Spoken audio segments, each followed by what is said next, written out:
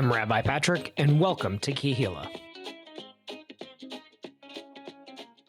First episode time, here we go. Let's set our opening kavanot, our opening intentions, by reading Kehillah, Ecclesiastes, in the Hebrew Bible, chapter 4, verse 9 through 10. Two are better off than one, in that they have greater benefit from their earnings. For should they fall, one can raise the other. But woe to someone who is alone and falls with no companion to assist. Again, that's Ecclesiastes chapter 4, verse 9 through 10. And our first episode is Significant Change Requires Significant Relationships. Significant change requires significant relationships. I was speaking in our sort of intro episode that the Hebrew word for community is Kehillah. And that what holds us together isn't some really long mission statement, all of these big words. I mean, all that's great. It's beautiful. Sometimes rabbis think that they get paid by the number of words they say. I'm guilty of it myself, but Hebrew word community, Kehillah, the phrase that holds us together is you matter. You matter, because relationships come from community. We meet people in this world, and maybe it's at a party, maybe it's at school, maybe it's at work, maybe it's volunteering, maybe you like hanging out with a certain kind of clique or a cohort, right? Maybe you're part of a demographic, but you have a community of people around you. And from that, you build relationships. Okay, so it's not just that you have relationships and then you create community yourself. It's often that you go into community and you find people that way. Now, we've all been to that, birthday dinner that someone invites us to at a restaurant, which is like, can we admit those are the worst birthdays ever? They're great for the person having the birthday, I guess. But, and you see their sense of community around them, the chosen people in their lives, the people that they've picked. But the truth is there's a much more ancient way of building relationships, and that's by having people around you, a community, a group that you belong to, that can inspire you. And you can be inspired in these three different ways. So there's spiritually, right? So that's kind of what we do here at Kehillah Land, Shabbat, holidays, worship, things like this. But there's also intellectually, right? So we teach a class, we create an experience, things like that. And then there's socially. There's just being with people. Spirit is not just worship. Spirit is not just, it's a holiday and we do what Jews do. Spirit is something that is so much deeper. It's like the animating energy of our life. So in this question of do Jews believe in a soul? The answer is yes. And in fact, soul and body work together. It's one unit. It isn't until you get into the Greeks that we get this idea that soul and body are two different things, that there's something in us that moves our little meat sacks around. Do you remember the original Men in Black, right? The aliens would be inside the human suits, right? So that's not how we think Jewishly about spirit. So think about if you've ever taken a yoga class, and it's the endorphins that get you going and you're stretching and all that lactic acid is pouring through your body, right? But then there's just that moment of yes. Or you go for that run, right? And yes, okay, blah, blah, blah, science, blah, blah, blah, physiology, but right? But it's more than just the exercise. There's something that's just lifted off of you. There's some way in which spirit changes within you. And so that's part of what we do here at Kehillah. We think about relationships around spirit. And we use this thing called Judaism, this sort of spiritual, cultural, performance art thing that involves history and language and peoplehood and ways of celebrating the change in season and the ways of commemorating important moments and thinking about the human life cycle. We use that grab bag of stuff that we collectively call Judaism. And we use it to inspire us, to move us spiritually. But then there's also the mind, right? It's not enough just to feel the woo-woo energy. is not just enough to have those emotionally corrective moments, although they're all fantastic, but we want to improve ourselves mentally. There's a famous rabbi named Reb Zalman Schachter Shlomi, who is in the highest parts of heaven with Rabbi Akiva. He's the founder of Jewish Renewal. And he talks about this problem that exists for most Jews called the Sefer barrier. So Sefer is a scroll or a book, okay? And then barrier, right? So we take a class, like I had this happen the other day, we had Torah study, right? And I just started diving in with some stuff about Leviticus, and goodness, it was so great. Someone said, hey, can we just kind of stop for a minute and get a little context about this? Like, where are we in the story? What's going on? Like, who is this? What is Leviticus? What is any of this? Right? And we need that because as Western peoples, as secularized American Jews, we are unbiblical. I know, heresy, right? But it's true. We are an unbiblical society. We are one that is not biblically literate in that way, right? Maybe we know, like if I asked you, like name a bunch of stories from the Torah, like maybe you'd get like, oh, like Adam and Eve, talking snake, big boat, Moses, something. And that's okay because those metaphors, those ways of talking, those ideas, they're not part of our daily life, right? We're too busy trying to make money and raise kids and pay the mortgage and all of that kind of stuff. So we live in a post-religion, post-biblical, my Christian friends would say post-church, maybe post-synagogue society, okay? And so we have to actually go to a lot of effort to sharpen ourselves intellectually because these things, these ideas like the Torah and Talmud, Midrash, ethics, midot, all of that, these things are not things that we deal with moment to moment. Even I as a rabbi, someone was joking with me the other day about how much Torah there must be talked about in my house. And I said, right now, the biggest conversation in our household is our son interviewing for a bunch of jobs, right? Because I live that life too. So we have to inspire ourselves intellectually. We actually have to go to the effort to learn Judaism as adults. Because for a lot of us, we stop at age 13.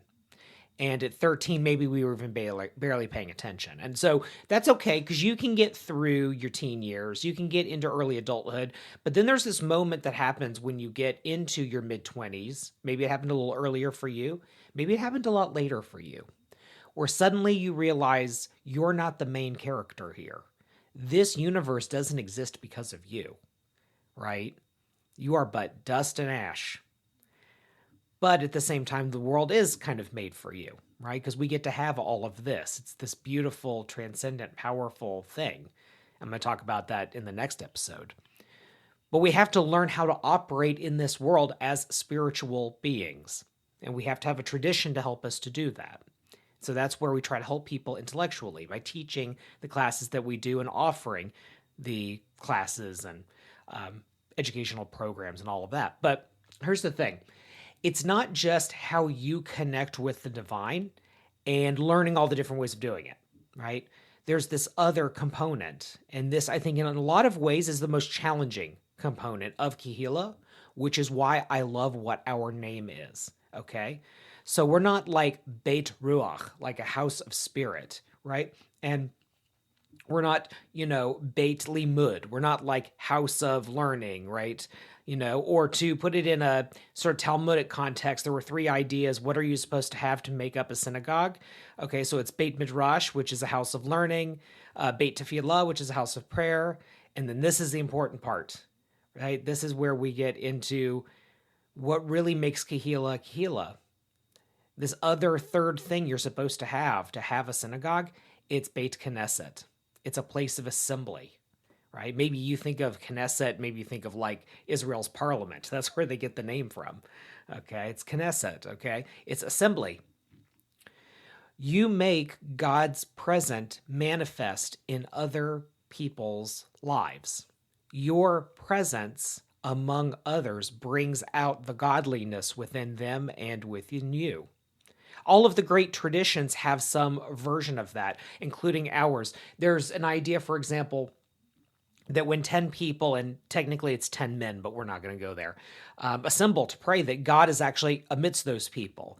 And when people even go together as a pair and they do Torah study or study Talmud, God is present amongst them. When we are not together, we are not united. And there's this God-sized hole in the universe waiting for us to fill it up. The profound thing about Judaism as it understands the material world is that the material world is not a bad thing. We don't think of where we live as like a fallen universe that we need to evacuate from in some way. We think of this world as actually pretty darn good. Broken as it is, it's still beautiful. We have blessings that we say for different moments.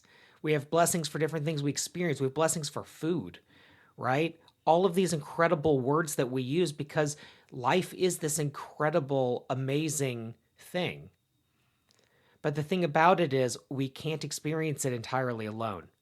Now, I know what you might be saying, like maybe you are kind of a loner. Maybe you are someone for whom Judaism is a very intellectual thing. It's like something you read about, something you listen to. Maybe you're not a come to the, potluck type person. Maybe you're not a go to the synagogue person. You're maybe not a, let's go to Kehillah's, next event coming up. I get it. I respect that. But also, significant change requires significant relationships. The only way that Kehillah works is if you are part of Kehillah. It exists because of you. When you are not here in some way, there is a U-shaped space in the universe that only you can make possible. Just like in the way that when we are united, we are able to fill up, in some sense, the God-sized hole in the universe by making God manifest in our lives, present amongst us when we are praying, when we're eating, when we're talking, when we're trying to think of a way to help someone, right? Significant change requires significant relationships. I was so excited to hear this phrase. It's not an original. It's not a Rabbi Patrickism. This actually comes from a social worker in Bedford County, Virginia, who was talking about why it's so hard with all of the different government programs and welfare programs and housing and Medicaid and whatever, all these different things we try to do to help people. Why is it that there are some people who just, they can't seem to access things, right? And I don't mean like they can't sign up on a website or maybe they have some mobility issues. Not like that, but more like, why is it that we spend all of this money, food banks, job programs, not just government, but like private sector and religious communities and all kinds of things, cultural communities. We spend all this money and all this time and all this energy to try to improve people's lives. And yet it somehow doesn't seem to work very well, right? We have more food banks now than we've ever had, and hunger is on the rise. Things like that. It's like, how could this be? And so if you're of a particular political persuasion, you'll say, well, we just need more of it or we need better versions of it. If you're part of another particular persuasion, you might say, well, the programs are the cause of the problem, right? And actually, it turns out it's neither of these things. And maybe it's a little bit of those things, but basically it's neither of those things. It's a problem of not having significant relationships. So you have a food bank, and it seeks to serve a lot of people. But the problem is, who's going to go with someone the first time they go to the food bank so that they can have some dignity, so they don't have to feel like they're alone in something? Who's going to tell them what hours they're open or how to get there? Now, yeah, you can say like, oh, the internet, but like, who's going to be that person who holds that person's hand through that experience? I even see it here at Kehillah, the first time a person comes to an event, right? It's kind of weird and uncomfortable. And hey, post-COVID, like everyone still feels sort of awkward and weird. It's like we all became adolescents all over again and don't know how to socialize, some of us. But it's kind of intimidating to go to something for your first time. So that's just a party, right? That's just a Torah study and brunch. That's just a Shabbat service, right? That's pretty low-key stuff. But can you imagine having to go to a doctor's office for the first time? Maybe getting dental work done when you haven't seen a dentist in 6 or 10 years, right? You can think about what that feels like. So even if we provide services, right? Even if we provide money, even if we provide resources, what we really need to provide are relationships. We need to provide those people in people's lives who care. Now, it's not caring simply that you go and take someone to an appointment, right? Or that you just cheerlead someone.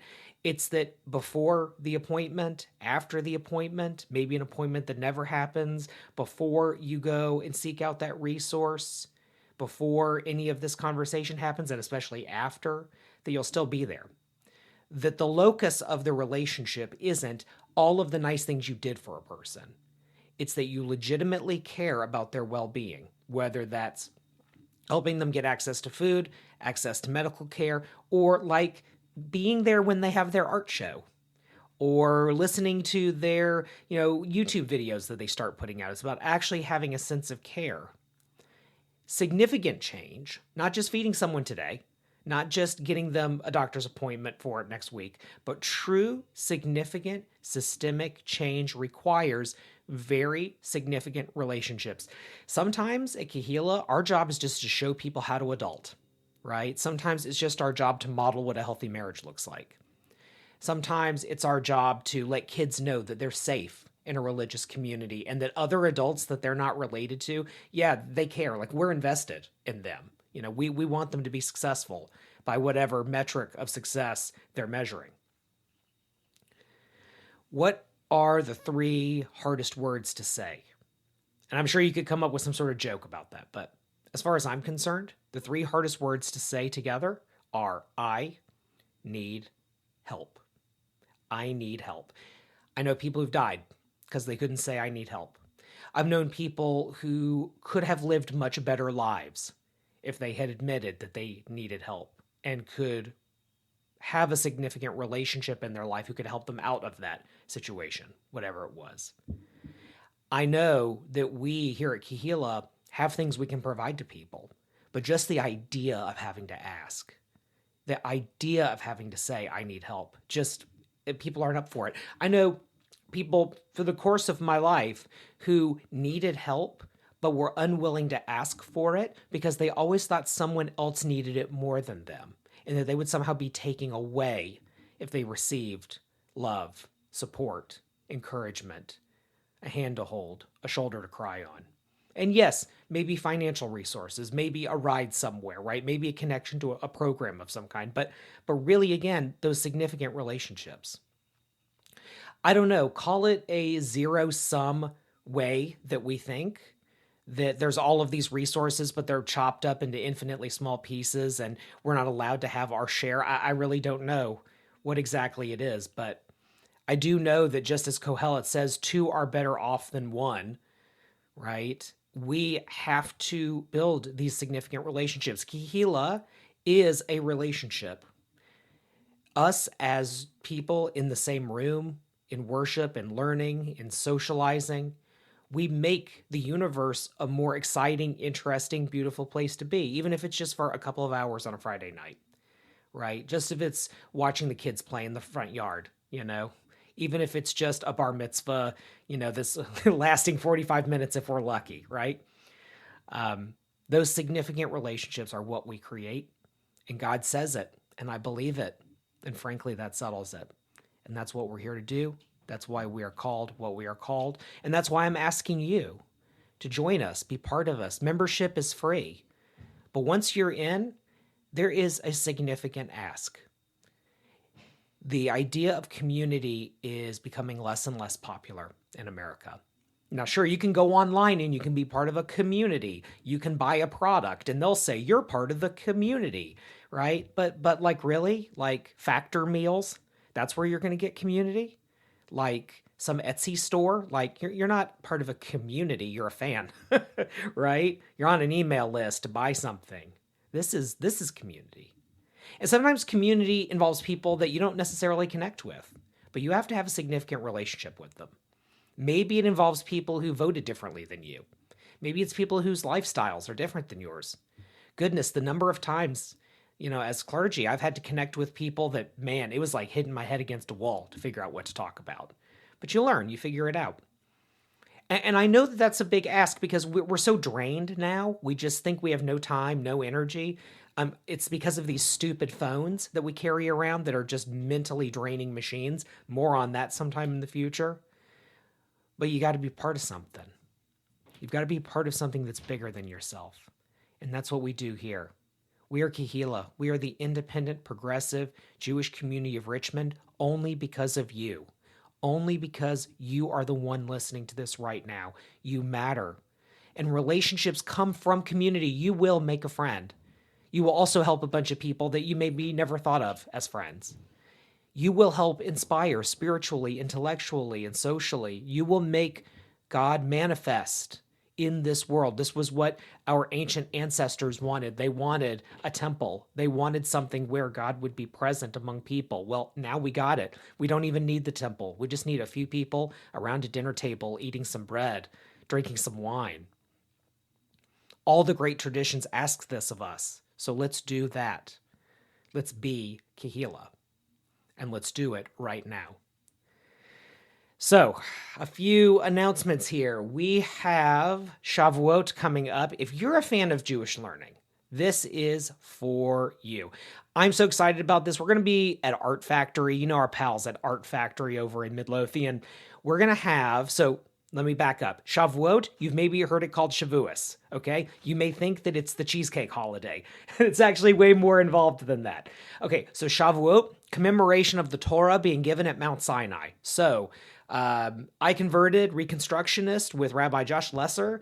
Rabbi Josh invented something called the Mount Sinai Mountain of Ice Cream, and in his honor, we are going to have a Mount Sinai Mountain of Ice Cream. Robin and I are going to do a little show, skit, food thing with this gigantic mountain of ice cream. We are going to have PJ Library. I'm so excited. PJ Library, you know them. They give away Jewish books to families. It's a kids thing. It's great. They're going to have a table. We're going to be giving away lots of Jewish kids books and probably some adult stuff too. We're going to have art projects because it's Art Factory. So of course you have to have art projects. And yes, we'll have pizza and we will have ice cream. So Shavuot, love this holiday. If there's interest in a post-family Shavuot thing, like maybe let's go back to the rabbi's house and chill and read and study text, that's kind of what we do on Shavuot. Then certainly, we could do that. You just let me know if you're interested. Send me an email and we'll talk about that. But for now, very much focused on this Shavuot. So this is going to be June 1st. This is at Art Factory in Midlothian. We're going to be kicking things off at 5:30. It'll end around 6:45-ish. We definitely need volunteers, definitely need you for setup, definitely are going to need your help with cleanup, packing things up. And again, if you're interested in doing some kind of adult learning afterwards, you let me know, just send me an email. And we'll come up with something. If there's no interest, if you just want to do the fun party stuff, we'll do just the fun party stuff. That's perfectly fine. Okay, and so it tends to be in the summer that things get a little bit quiet, but we do have some stuff going on. We're going to have an adult learning. We're going to have a home-hosted Shabbat coming up. We're doing Torah study at the VMFA. And on June 29th, we will have another Kava Club event. So this is an Ask a Rabbi Anything. We hang out. You ask me questions. We drink kava or whatever mocktails you like. Lots of fun. Then we're going to be putting together our calendar for next year. So we always do this June 30th until, the next 6 months. So that's the beginning of our sort of fiscal calendar as a congregation. Hey, if you have some ideas, if you have some things you want to see, if there are some things you want to sponsor, would love to have your help. So again, send me an email. Let me know how you feel about this podcast. Let me know how you feel about these events. Love to hear from you. Remember, you matter.